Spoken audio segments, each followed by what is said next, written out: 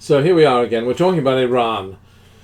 There's an interesting historical dimension to this whole Iran conflict because we've had tanker wars in the Gulf before. And the Iranians, the Supreme Leader of Iran really regards the United States of America and Israel as the major enemies of Iran. Not so much countries like Saudi Arabia, the United Arab Emirates, who may perceive Iran as an enemy, but they're not a priority in the eyes of the Supreme Leader of Iran when he talks about the enemies of Iran. He always thinks about America first, the great Satan. Now, why does the Supreme Leader of Iran focus on America? Well, part of it is, of course, because his predecessor focused on America, but it's also personal. Khamenei was president of Iran. And in 1984, Iran had gone through this period of war with Iraq. There was an Iraqi attack on Iranian oil assets, and then Iran responded by attacking tankers that were carrying Iraqi oil through the Gulf. It led to a kind of tanker war which lasted for some time.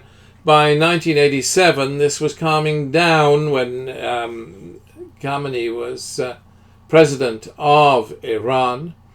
And Khamenei indeed was going out to the United Nations to make a great speech in which he was going to offer a kind of olive branch to the world from Iran. He was in New York for the UN speech.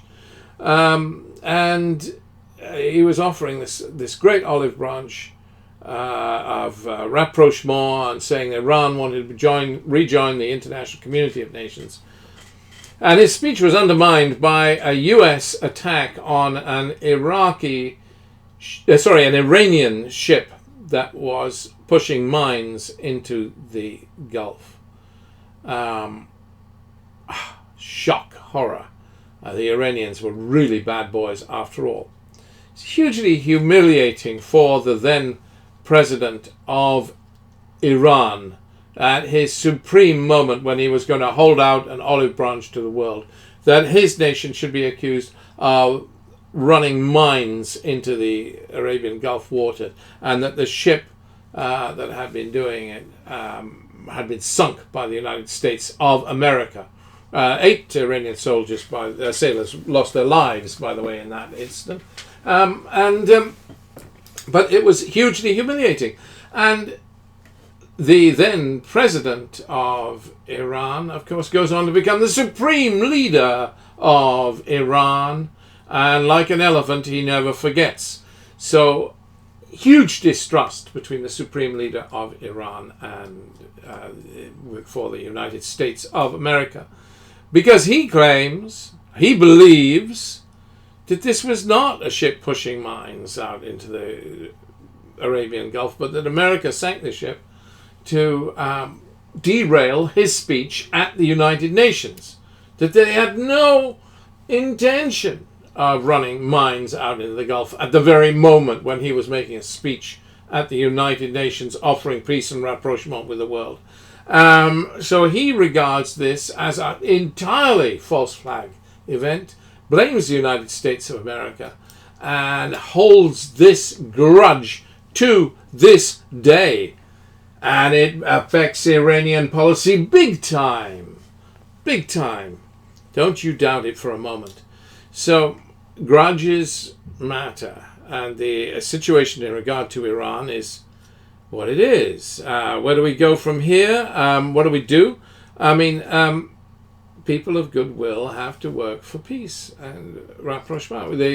We have to hold Trump to his President Trump to his earlier commitment to talking to Iran, and we have to ask the Iranian leadership to call his bluff.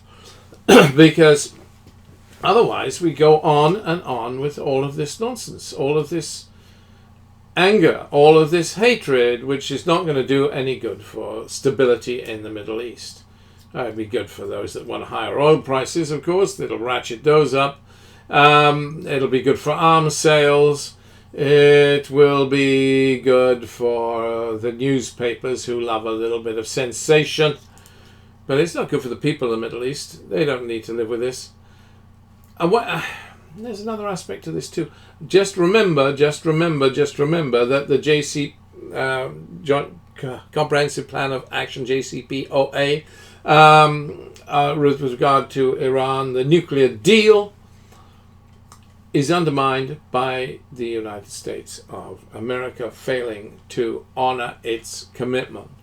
And it's all very well, but now Iran is under huge pressure with regard to the sanctions. It really is perhaps reacting badly if they are culpable, if they are indeed culpable for these actions. And if it's reacting badly, we need to pull Iran up, and particularly the nations of Europe have a role to play here. But we don't need war. We're not going to see war. We need a settlement of this sad and unfortunate and unnecessary dispute. There are a lot of people that'll be pleased about it. It contains Iran.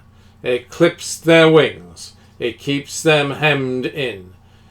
Yeah, okay. Well, I can understand that attitude. I mean, the Iranian project of building a corridor through to the Mediterranean, through Iraq, through Syria, through Lebanon,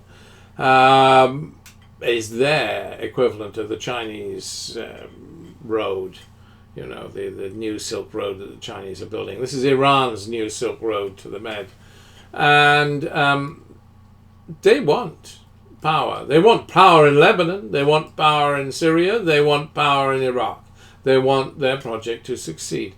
To pretend that Iranians haven't got hegemonic ambition is nonsense. Absolute nonsense. But then we're all as bad as one another. We all have hegemonic ambitions in the Middle East. And why does the Middle East matter? Because of oil, of course. Otherwise we wouldn't care.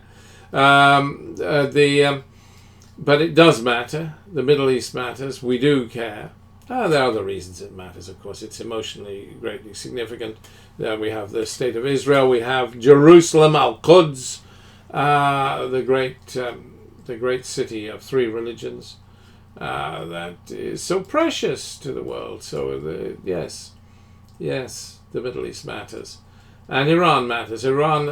Many people have said, and it's quite true, that there would be no peace in the Middle East without Iran.